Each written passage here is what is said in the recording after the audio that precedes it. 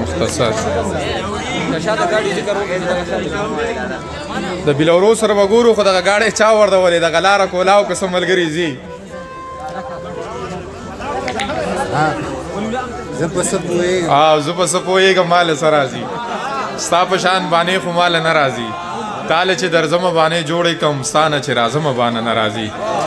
او ګرانه ته خو دغه یو سوال راته ځواب که ګرانه چا در پسې ټوله دنیا پرېښوده دغه یو سوال راته ځواب که ګرانه چا در پسې ټوله دنیا پرېښوده او ته د پېښور د ښاره څه لاړې ما در پسې ټوله دنیا پرېښوده او د وخت حاکمه زه په تا یریږم ستا په راتلونکي نن سبا یریږم د وخت حاکمه زه په تا یریږم ستا په راتلونکي نن سبا یریږم د زورورو په خندا یریږم د یتیمانو په ژړا یریږم او ما به پخوا چرته بوتلی وې خو بس په عزت مې د بابا یریږم ما به پخوا چرته بوتلی وې خو بس په عزت مې د بابا یریږم او څوک دې دا سر د تیږې لاندې نه کي بې وخته مه ګرځه اشنا یریږم ډېره ډېره مننه اول خو تاسو ټولو مخامخ ناستو مشرانو همزولو کشرانو ته سلام کوم سالار صاحب ته په خیر وایم او په سټیج ناست چې څومره محترم دي هغو ته درناوی لرم تابان دپاره مې څه خبرې کولې خو د مخکتنې دستوره ختمه ده نه صرف مبارکي به ول ورکړم او نورې خبرې به بیا چاته شریکې کړم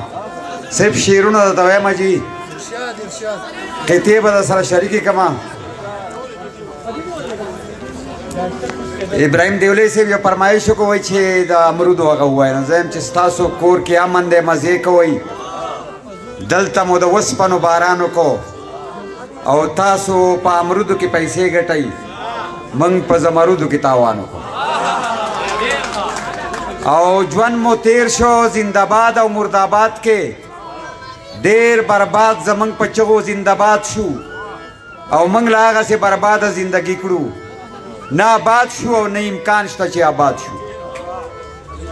او دا موږ چې په تیارو کې ساتي دا یې مجبوري ده زموږ واکداران د رڼاګانو نه یریږي او چې کله سپین سبا شي بیا به کم طرف ته تښتي د خپل کړي عمل د سزاګانو نه یریږي او د دشمن چړې مو شوې په مرو پڅې اومو نه کړي اتفاق طرف ته هڅې او په هر حال کې درد زموږ مقدر دی که د خی ډډې لولې او که د ګڅې مننه جي او چېرته چې انصاف مینه یووالی وي هلته په یو بل د خلکو زړه سوځي او دلته کې د ظلم تنور ګرم دی ځکه خو د وچ سره لامده سوځي او د زورورو غاصبانو لاس نیولی نه شو غلی ناس ښیو بس دی څه مظاهرې به کوو او د خپل نفاق له وجې ټول علم ته وشرمېدو اوس به نسکور لاسونه ونسو خیرې به کوو او د سیر وړو د اغستلو توان یې نه وي څوک چې 2 منه بوجۍ په اوږه وړی شي او چې دړی وزن ته هم 15 دمې کړي